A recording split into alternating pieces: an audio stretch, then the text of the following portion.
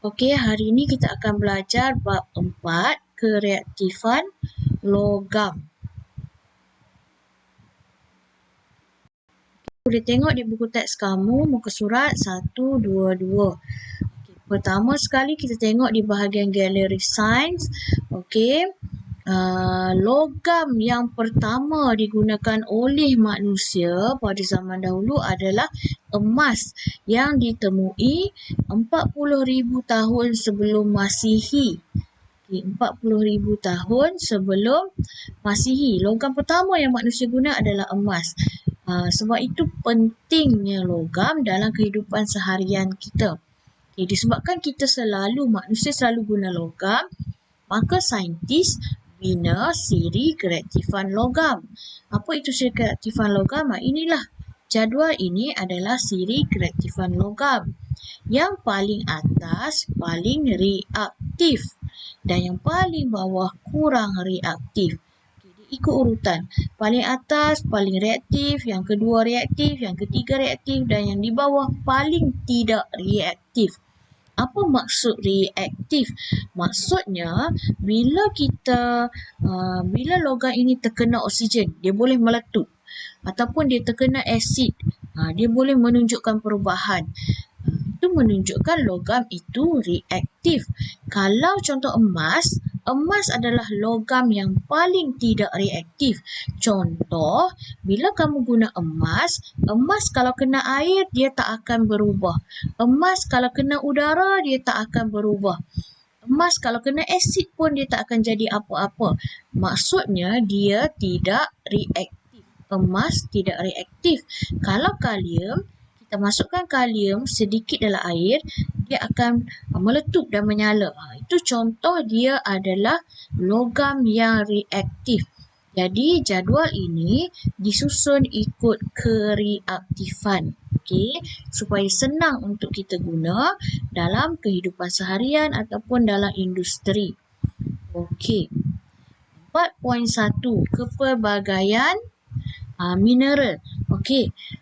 Kita tengok dekat gambar ini ada banyak contoh batuan dan ada macam-macam warna, struktur, bentuk dan tekstur. Kenapa dia macam-macam warna? Kenapa dia bentuk macam tu? Okey, kerana dalam batuan dalam kerak bumi ada pelbagai jenis mineral. Okey, apa itu mineral? Okey, mineral ialah unsur ataupun sebatian pejal yang wujud secara semula jadi di dalam kerak bumi. Mineral ada dua jenis, unsur ataupun sebatian yang wujud secara semula jadi dalam kerak bumi. Okay. Antara mineral yang kita boleh jumpa dalam kerak bumi, contoh unsur, dia ada dua jenis, unsur dan sebatian. Kita tengok dulu unsur. Unsur contoh dia emas, belian dan perak. Apa maksud unsur? Unsur ialah dia tulen, tidak bercampur dengan benda lain. Okey, contoh emas, belian dan perak. Kemudian sebatian. Sebatian adalah mineral yang bercampur. Okey. Contoh bauksit, hematit, galena, kalsiterit. Okey, kita tengok apa campuran dia. Okey, hematit dia bercampur antara ferum dan oksigen. Ferum adalah besi dan oksigen. Kalsiterit, stannum dan oksigen. Okey, stannum ni timah. Okey, kuarza, silikon dan oksigen, bauksit, aluminium dan oksigen. Okey, yang lain pun sama, dia bercampur. Sebab itu dia dipanggil sebatian. Okey, ini nama saintifik dia lah. Okey, apa sifat mineral? Okey, sifat mineral ada dua sifat, iaitu sifat fizikal dan sifat kimia. Fizikal ni dari segi luaran. Adakah mineral itu keras? Mineral itu warna apa? Itu sifat fizikal.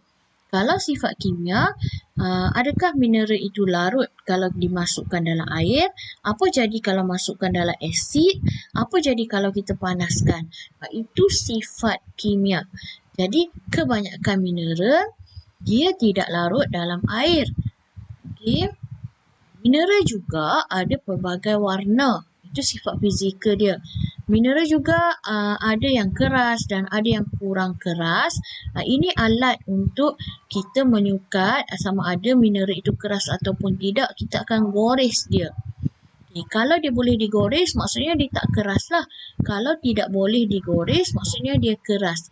Dan yang paling keras sekali adalah intan. Okay. Kebanyakan mineral memang tidak larut dalam air. Okey, itu saja untuk hari ini. Nanti cikgu akan sambung lagi.